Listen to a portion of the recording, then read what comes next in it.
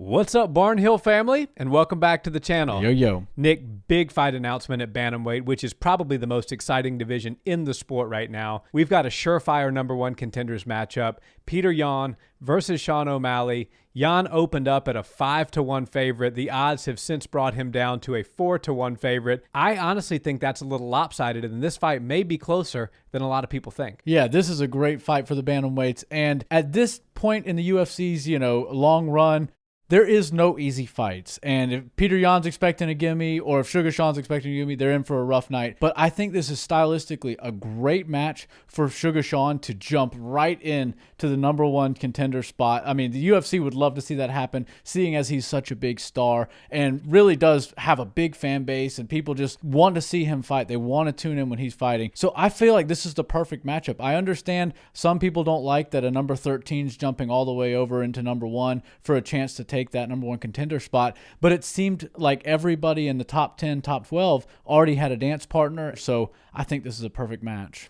I do too. And obviously, if you looked at the strength of schedule, that favors Yan. He's got knockout wins over Uriah Faber, Jose Aldo, Douglas Silva, some of the most legendary names in the sport, and some of the hardest people to knock out, i.e. a Douglas Silva, in the game today. And O'Malley only has one fight against the top 10, and that was Pedro Munoz, and it ended under very strange circumstances. And so he certainly doesn't have the experience that Yan has as far as big fights go. But it's one of those situations when Petr Yan is raising his hand looking for a dance partner and everybody is kind of turning their head and pretending they don't see him looking for a fight, and Sean raises his and says, hey, if you need a dance partner, I'll go with you. You kind of do get to leapfrog people, and especially when you carry a lot of weight, and so as far as fan base goes, like O'Malley does, you kind of get some privilege, especially if you're willing to take the big fights. Now, I think that Petr Yan is probably better all-around skill-wise. I think his Muay Thai is certainly better. I think his all-around MMA game is very good, but you do have a situation here where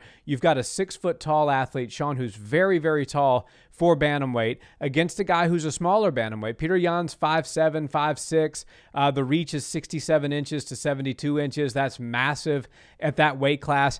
And then on top of it, the fact that this is a 3-round fight and Petr is a bit of a slow starter. He likes to download the data and then really let you have it in the later rounds. He's not going to have that luxury here. So while I do think Petr Yan is probably going to win this fight, I think it's a lot closer than 5-1 or 4-1. Who are you taking in this one? Well, I might shock some people because of the odds, but I think this is a great fight to bet on if you're a Suga Sean fan. If you like what he's doing in the sport right now, 3 rounds for him is perfect. I don't know how he's going to do when he starts moving into these 5-round fights and these championship fights, because I do question his durability a little bit. And it's not even that, he can't take licks from some of the best fighters in the world. It's just sometimes his body is breaking down on him. And we've seen that a couple of times now where he's just wound up, hurt worse than the person that he just beat up. So durability-wise, 5 rounds will be difficult, but he doesn't have to worry about that right now. And I think Sean is one of the most strategic fighters on the UFC's roster in that he doesn't take fights that don't make sense for him. He's always trying to move up the ladder, but make no mistake about it, he will fight anyone. It just, there's a time and a place for everything, and he seems to know exactly when to do each fight that he's doing.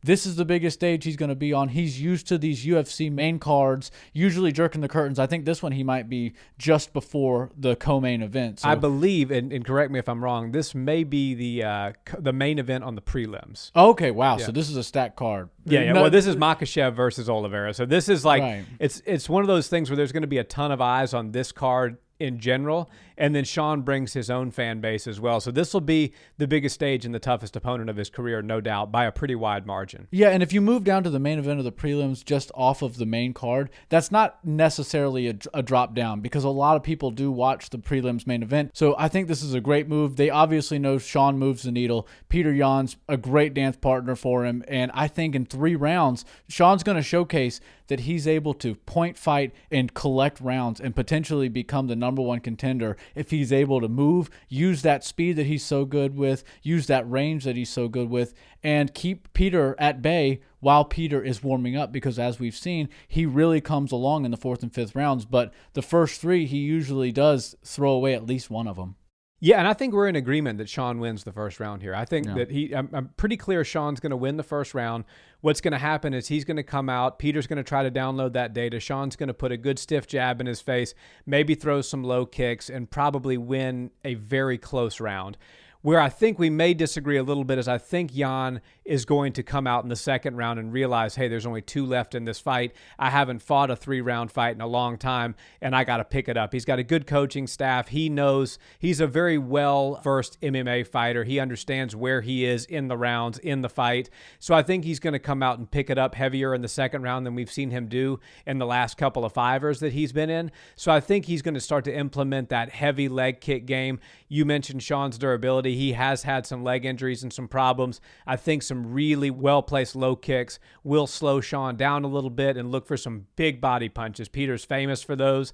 That may zap Sean's energy just a little bit. So I'm looking for rounds 2 and 3 to go to Yan after he loses the first, and I think he wins rounds 2 and 3 pretty decisively. Ergo, I'm going to say 2-1. Petr Yan wins this fight, unanimous decision. Yeah, no matter who wins this fight, it's going to be a striking clinic from both sides. I think both men are going to get off great combinations and land a lot on each other.